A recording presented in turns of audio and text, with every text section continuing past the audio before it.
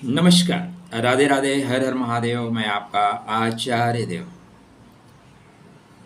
आज हम इस वीडियो पे बात कर रहे हैं वृश्चिक राशि वालों के लिए एक गोल्डन समय आरंभ होने वाला है। बेहतरीन अवसर है। इस अवसर का उपयोग आप कैसे कर सकते हैं, यह आपके लिए अत्यंत महत्वपूर्ण है। अवसर पे अगर आप चूक जाएंगे तो फिर समय चूक फिर का पछताने। हमारी कोशिश यही है निरंतर कि आपको उपाय, आपके लिए वो परिहार बताए जाएं जिससे कि जीवन सरल हो, थोड़े से द्रव्य दक्षिणा की प्राप्ति हो, जीवन में सुधार हो। यह वीडियो अत्यंत महत्वपूर्ण है आपके लिए। अगर आप देखना चाहें तो 10-12 मिनट का वीडियो होगा। आपके पास धैर्य है तो देख सकते हैं। एक लाइन में गुरु रोहिणी नक्षत्र में जा रहे हैं। रोहिणी का मतलब आरोहण करना, समृद्धि देना। आपको आने वाले समय में समृद्धि मिलेगी, वाहन भूमि भवन का सुख मिलेगा। ठीक, कब कैसे कहाँ कितना विशेष जानकारी चाहिए रुक सकते हैं, वरना आपकी यात्रा मंगलमय हो, सफल सुखद हो। रोहिणी सबसे खूबसूरत नक्षत्र, 4 नंबर का नक्षत्र है। इसको टैरो कार्ड में महारानी की संज्ञा प्रदान की गई है। 4 नंबर को महारानी का मतलब है जिसके पास सब कुछ हो, पद प्रतिष्ठा, मान सम्मान, लग्जरियस लाइफ। रोहिणी चंद्रमा का सबसे खूबसूरत नक्षत्र है और 64 गुणों में, काम कलाओं में 32 काम कला रोहिणी के पास है। इसलिए चंद्रमा यहाँ के आने के बाद कहीं जाता नहीं। सोचिए, मन जो है कितना चंचल है, लेकिन मन भी कहीं जाके रम जाए, वहां से उठना ही ना चाहे, वह जगह कितनी खूबसूरत होगी। यहाँ पे चंद्र आके विद्यमान हो जाते हैं, अस्थायित्व को प्राप्त हो जाते हैं, चंचलता खत्म हो जाती है। गुरु तत्व को लेके चलते हैं। गुरु चंद्रमा की राशि में ही उच्च के होते हैं। कभी आपने विचार किया कि गुरु भाई कर्क में क्यों उच्च के होते हैं? मंगल तो वहां नीच के हो जाते हैं। गुरु को उच्चता मिलती है क्योंकि ज्ञान को जब मन का सहारा मिलता है या मन पे ज्ञान सवार हो जाए तो ज्ञान को उच्चता मिलती है। मन ही नहीं लग रहा है तो पढ़ के कर ही क्या लोगे? मन ही तो है जो हमें हमारे संकल्पों को पूरा करने में साथ देता है। तो रोहिणी का मतलब होता है आरोहण करना, रोहिणी का मतलब वृद्धि, रोहिणी का मतलब विकास, रोहिणी का मतलब उच्चता, रोहिणी का मतलब सवारी। तो आपको यहाँ पे विकास की गति आपकी अच्छी होगी, आप उच्चता को प्राप्त होंगे। जीवन में उच्चता का तात्पर्य मान सम्मान के साथ है, क्योंकि गुरु मान सम्मान के कारकत्व को लेकर चलते हैं। आपके कुंडली में गुरु हैं कहाँ? 2-3 चीज़ों का ध्यान रखिएगा। आप में से काफ़ी लोगों को रिलैक्स हुआ है, काफ़ी लोगों ने गाड़ी घोड़ा खरीदा है, हमें फ़ोटो भी भेजते हैं, कहिए तो फ़ोटो लगा दूँ। कुछ लोगों ने 2 व्हीलर, कुछ लोगों ने 4 व्हीलर लिया है। कुछ लोग रो रहे थे और वो रोते रहेंगे, भविष्य में भी रोते रहेंगे, क्योंकि रुदन के अलावा संसार में आपकी मना स्थिति के अनुसार परिस्थिति बनती है। इसलिए रोना छोड़ो, सकारात्मकता के साथ आगे बढ़ना शुरू करो, सकारात्मक होगा। इस संसार में अगर आप रोना चाहो तो शमशान में चले जाओगे। लोग हजारों लाखों लोग रोज मरते हैं, आप मर जाओगे उनको देख के। लेकिन आप अगर जीवनी शक्ति को प्रकट करना चाहते हैं तो संघर्ष आपके सामने आगे बढ़ता है कि देखो ऐसे भी जिया जा सकता है। तो अपने अंदर वो चेतना प्रकट करिए। या नक्षत्र लक्ष्मी सरीखा कहा गया है, तो हम जहाँ पे जाएंगे उसका प्रभाव हमारे पास आएगा। एक खूबसूरत वातावरण में जाएंगे, मन प्रसन्न होगा। एक नाली के पास बैठोगे, बदबू आएगी, मन दुखी हो जाएगा। तो इसको लक्ष्मी सरीखा कहा गया है, इच्छाओं की पूर्ति करने वाला है। और गुरु आपके द्वितीयेश हैं और आपके पंचमेश हैं, इसलिए बर्थ चार्ट में चेक करिए कि गुरु आपके दरअसल किस प्रभाव को लेकर चल रहे हैं। क्योंकि हम ये चर्चा 60 करोड़ लोगों पे कर रहे हैं और 60 करोड़ लोगों में से सबके ऊपर फलित हो ये ज़रूरी नहीं है। जैसे ये आप में से बहुत से लोगों ने चैनल को नहीं सब्सक्राइब किया है, 50% लोगों ने किया है, लेकिन और लोगों ने नहीं किया है। तो उसी तरह आपके ऊपर प्रभाव क्या पड़ेगा, यह आपकी मना स्थिति के ऊपर डिपेंड करेगा। तो यह प्रकृति प्रेमी है, अपने वर्ग में विशेष लोकप्रिय है। तो आप जहाँ पे काम कर रहे हैं वहाँ पे विशेष लोकप्रिय होने की संभावनाएं प्रबल होंगी। आपका ओरा मजबूत होगा। रोहिणी नक्षत्र में 3 बातें महत्वपूर्ण होती हैं, या तो आप बहुत सुंदर बनेंगे, या सुंदर होंगे, स्मार्ट होंगे, ब्यूटीफुल होंगे, या आपकी वे ऑफ टॉकिंग बहुत गजब की होगी, बात करने में सम्मोहन होगा, या आपका काम करने का तरीका इतना अच्छा होगा ना कि आपकी सुंदरता ये सारी चीज़ें गौड़ हो जाएंगी, आपका काम बोलेगा, फिर काम बोलता है। तो लोकप्रिय होंगे और आकर्षण के केंद्र बिंदु होंगे। क्योंकि यह नक्षत्र संतुलित नक्षत्र है, इसलिए संतुलन बना के चलिए। देखिए ज़िंदगी में जो संतुलन है ना, बहुत अच्छा लगता है। आप बहुत सुंदर हैं, चेहरा सुंदर है, नीचे जो है 85 केजी या 1 कुंटल के आप बुलडोज़र लगते हैं, सारी सुंदरता खत्म। आप बहुत सुंदर हैं लेकिन छोटे हैं, 3.5-4 फीट के हैं, बौने हो गए, संतुलन खत्म।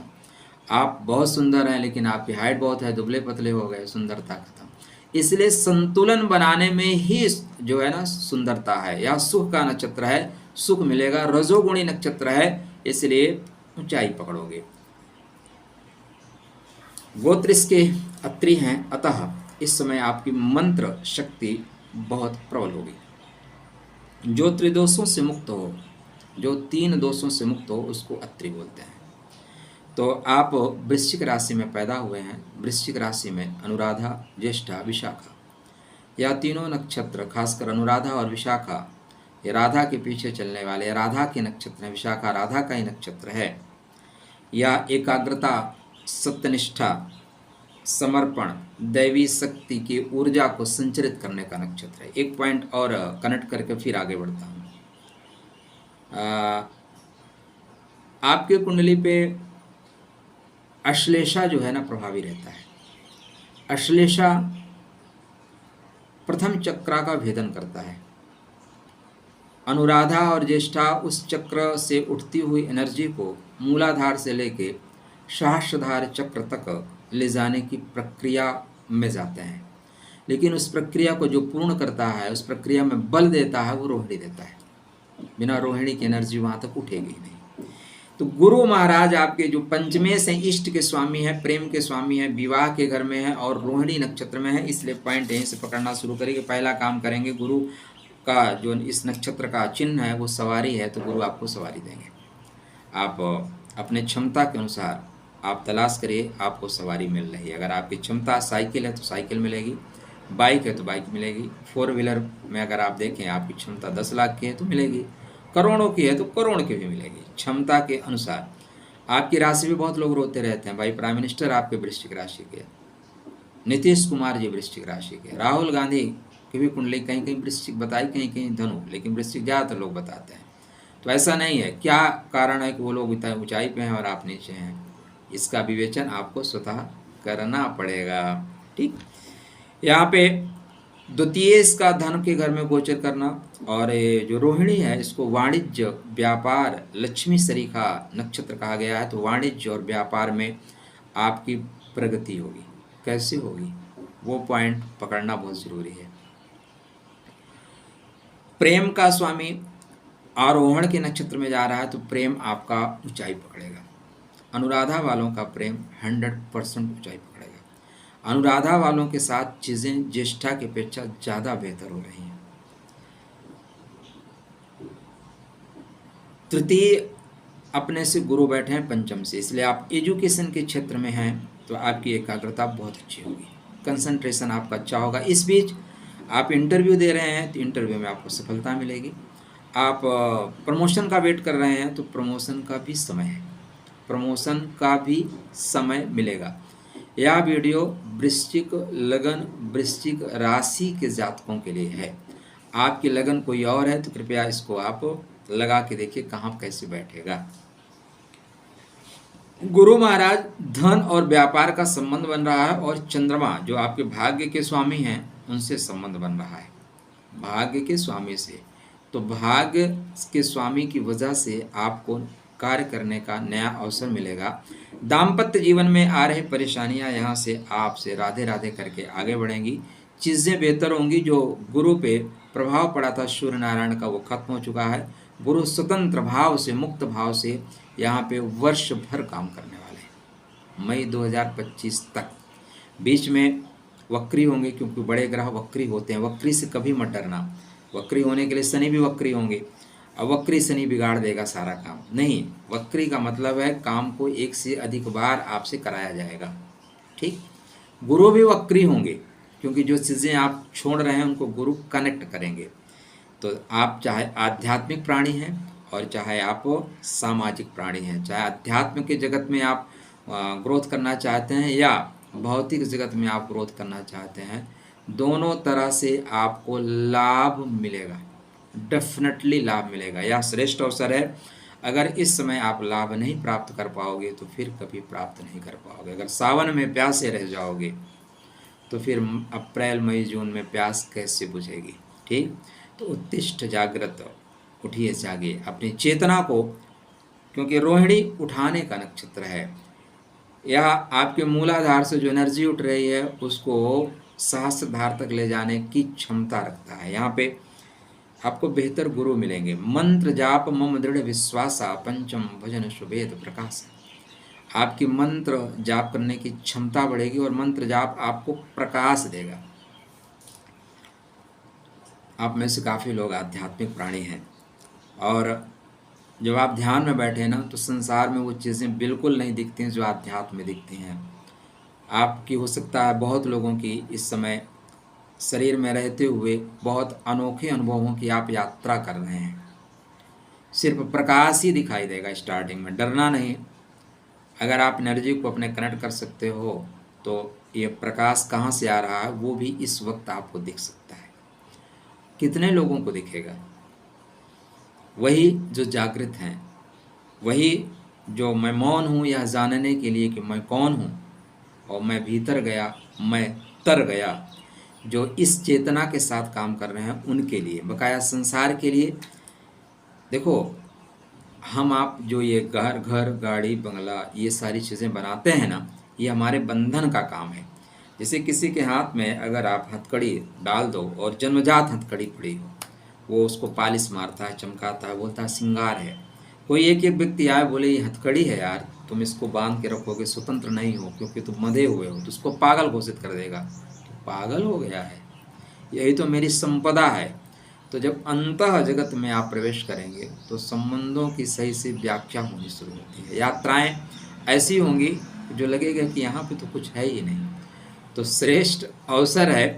अब यह हो सकता है 1% लोगों के साथ भी ना हो, लेकिन कुछ लोगों के साथ यह अनुभव घटित होगा। इसको प्रॉपर तरीके से मेंटेन करने के लिए कुछ परिहार करने की आवश्यकता है। रोहिणी भगवान कृष्ण का भी प्रिय नक्षत्र है, इसलिए भगवान कृष्ण के मंत्र का आपको जाप करना चाहिए। रोहिणी का जो प्रतीक है वो बैलगाड़ी, और बैलगाड़ी को कौन खींचता है? बैल खींचते हैं, वृषभ। वृषभ को ही भगवान शिव अपना वाहन बनाते हैं। आप भगवान शिव के वाहन बनेंगे, मतलब भगवान शिव की कृपा प्राप्त करेंगे।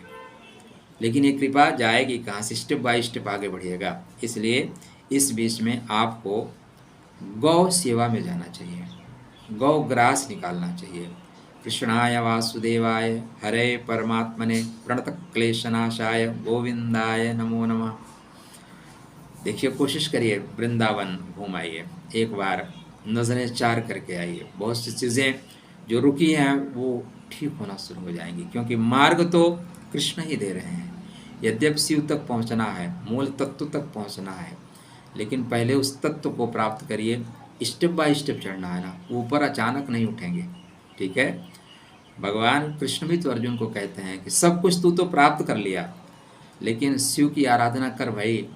भले पशुपतास्त्र अस्त्र का प्रयोग इस महाभारत के रण में हो या ना हो, लेकिन तुम्हारे पास वो अस्त्र होना चाहिए, शिव की कृपा होनी चाहिए। इसलिए माध्यम यहीं से बनेगा, जाना शिव तत्व तक है, सबको वहीं पहुंचना है।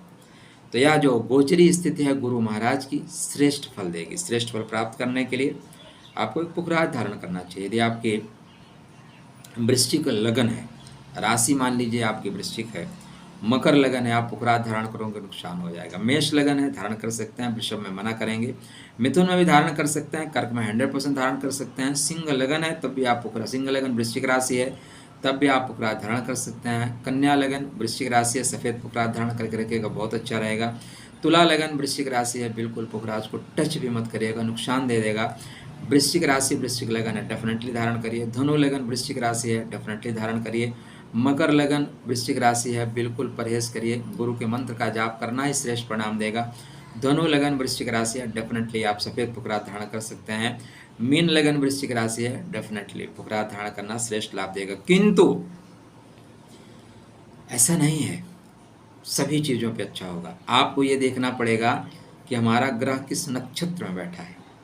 तो आपके आसपास जो ज्योतिष गण हैं उनसे संपर्क करिए। आप खुद मेरे साथ इतने दिन से काम कर देख रहे हैं वीडियो, तो इतनी चीज़ें तो आपको जानकारी हो गई होगी कि कैसे देखा जाता है। तो श्रेष्ठ लाभ लेने का अवसर है मित्र। उत्तिष्ठ जागृत वरान नवोदत, अपने गुरु को मजबूत करिए। गुरु को मजबूत करने के लिए पुखराज के साथ साथ गुरु के मंत्र का जाप, मंत्र जाप मम दृढ़ विश्वास, बहुत शक्ति मिलेगी इस समय। जो मंत्र आप जाप करेंगे, जो पहले आप कई माला जाप करते थे एनर्जी नहीं उठती थी, वह एनर्जी उठेगी। एक और महत्वपूर्ण पॉइंट, वीडियो लंबा हो रहा है, ऐसे होता है। देखो मित्र, जब मैं बोलता हूँ ना तो ऐसा नहीं है कि कुछ नोट्स बना के रखता हूँ, ऊपर से कुछ चीज़ें आती हैं, क्योंकि मैं कौन होता हूँ बोलने वाला, मैं वो कुछ हूँ ही नहीं। और जिसके अंदर मैं आ जाता है उसका पतन होना शुरू हो जाता है। कहीं ना कहीं मैं तो आया है, इसीलिए सीटें कम हुई हैं। आप देखिए, मैं तो आया है, मैं जब आएगा ना तो ईश्वर अगर आपको सुधारना चाहता है तो आपको रोक देगा, और ईश्वर चाहता है कि आपको कष्टों को मिले तो मैं के बाद आपकी उन्नति कराएगा, क्योंकि वो गिराएगा अच्छी तरीके से।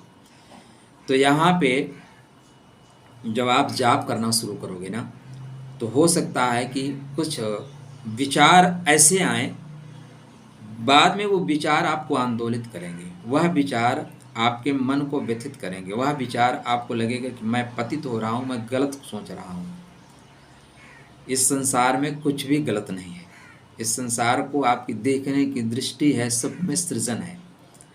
क्योंकि गुरु आपके सप्तम भाव में बैठे हुए हैं, इसलिए जैसे आप मंत्र जाप करना शुरू करोगे तो सबको तो नहीं, लेकिन काफ़ी लोगों को इस समय काम के विचार आएंगे। जैसे आप लंबा ओम खींचना शुरू करेंगे, एनर्जी लेवल बढ़ेगी, मस्तिष्क पटल पे उस तरह के चित्र, चरित्र घूमना शुरू करेंगे। आप डरिएगा नहीं।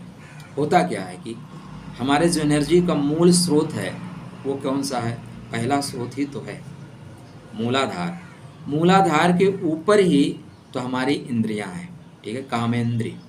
और जैसे एनर्जी ऊपर उठना शुरू करेगी, भाई आप जो है क्या करो, मान लो बाकेट ले लो, ठीक है, मान लो ये कप है, ठीक, इसमें हमने पानी डालना शुरू किया, यहाँ से लेके यहाँ तक मानिए कि ये पूरे 7 चक्रा हैं, हालांकि इसमें तो 7 नहीं बने हैं, मान लीजिए पॉइंट टू पॉइंट 7 चक्रा है। यहाँ से एनर्जी उठना शुरू की। अब इस छेद को हम खोल दें, या यह छेद हमारा खुला हुआ है, ठीक है ना, कंटिन्यू यहाँ से एनर्जी हमारी प्रवाहित हो रही है। तो जैसे एनर्जी उठेगी सीधे यहाँ से प्रवाह मारना शुरू करेगी। इस एनर्जी को हम बंद कर देंगे तो स्टेप बाय स्टेप ऊपर ही उठेगी, ठीक। एक का पैसा नहीं कि मैंने आपके लिए रखा था, बस ऐसे ही आ गया। तो यहाँ पे इस तरह के जो विचार आएंगे तो परेशान मत होना, यह स्वाभाविक प्रक्रिया है, क्योंकि हम लोग उसी से प्रकट हुए हैं। जिससे आपकी उत्पत्ति है उसमें खराबी क्या, तो इसको धीरे से प्रवाहित होने दीजिएगा। 2 दिन 3 दिन 4 दिन बाद यह विचार आना बंद हो जाएंगे, क्योंकि एनर्जी 3rd चक्रा पे जाना शुरू करेगी। 3rd चक्रा पे जाने के बाद इस तरह के विचार आना बंद हो जाएंगे। तो श्रेष्ठ अवसर है, लाभ उठाइए। और कुछ पॉइंट है तो आप संपर्क कर सकते हैं। मैं चाहता हूं कि आप लोग ज्योतिष इतना सीख लो कि छोटी छोटी चीज़ों के लिए मुझसे संपर्क या अन्य ज्योतिषियों से संपर्क ना करना पड़े, आपको दक्षिणा ना देनी पड़े। शेष खुश रहना, स्वस्थ रहना, मुस्कुराते रहना। संसार से आध्यात्म की ओर जाने के लिए हम सब आए हैं। अपने पथ को ना पहचान पाएं, यह संसार की माया मोह किसको चकित नहीं करती, किसको स्तंभित नहीं करती। तो ये जो विकार हैं इनको धीरे धीरे समन करके आगे बढ़ना है। उसके लिए श्रेष्ठ अवसर अब उपस्थित हो गया है। तो राधे